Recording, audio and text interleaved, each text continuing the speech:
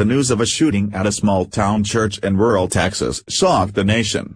Of all the places that we consider to be safe havens, the church might be the most sacred. However, Sunday morning the attendees at Sutherland Springs First Baptist were far from safe when a deranged gunman burst in and opened fire, targeting the children. We now know that the individual who caused this attack was not only dishonorably discharged from the military, but had been brought up on multiple charges for several violent crimes. An end to the horror only came when a nearby gun owner opened fire on him, prompting him to flee the scene. There were 26 people killed in the church, including children all the way down to unborn. What we didn't know until recently is that there was a video of the incident. As with many churches today, Sutherland Springs First Baptist broadcast many of their services in order for those who are unable to attend to enjoy them. According to the New York Times, the video was just released to law enforcement, who have had the harrowing job of combing through the gruesome footage. The gunman who committed the massacre in a rural Texas church fired continuously for several minutes, methodically shooting his victims, including small children, in the head, execution style. A law enforcement official briefed on the investigation said on Wednesday. A video camera captured the bloodbath inside the church, which left 26 people dead and 20 wounded, the worst mass shooting in Texas history, and state and federal investigators have reviewed that gruesome footage. The official estimated that the shooting in the video lasted about 7 minutes.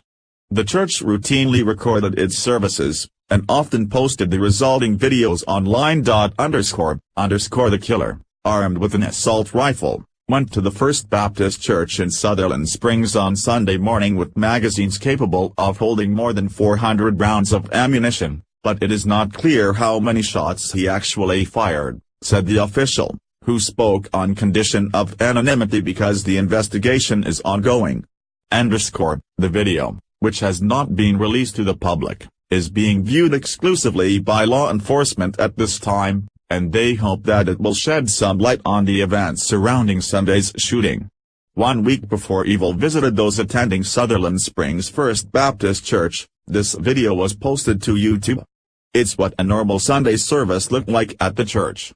There has been a lot of conjecture as to what might have prompted this vicious attack, but we do know that the shooter knew, and was even related to several of the church's regular attendees. We also know that while gun control is being touted as the main cure for situations like this, in the case of this shooter, he broke multiple laws preparing for this attack, and there's no indication that any more laws would have slowed him down. The gunman, Devin P. Kelly, 26, had legally purchased 4 firearms, including the Ruger AR-556 semi-automatic assault rifle he used at the church. Investigators have recovered 3 of the weapons, and are still searching for the 4th. The gunman also had an Apple iPhone with him, according to people familiar with the investigation, but the FBI has not been able to unlock the device. As Mr. Kelly left the church, an armed bystander shot the gunman twice and wounded him. The killer dropped his rifle and fled in his car, and the bystander and another man gave chase. The gunman shot himself in the head with one of 2 handguns he had taken to the church and was found dead after his car crashed. Law enforcement officials have said that Mr. Kelly had an ongoing dispute with the family of his estranged second wife, but they are still trying to determine if anything else led to the slaughter. Mr. Kelly had attended the church in the past, and his mother-in-law was a regular there, though she was not present during the shooting. His wife's grandmother was one of the people he killed. Officials have said they have no indication so far that anyone else was involved in the massacre, or that it was politically or religiously motivated. Sadly, there's really no predicting when a person might get his hands on a firearm, possibly even second-hand, and then do something crazy.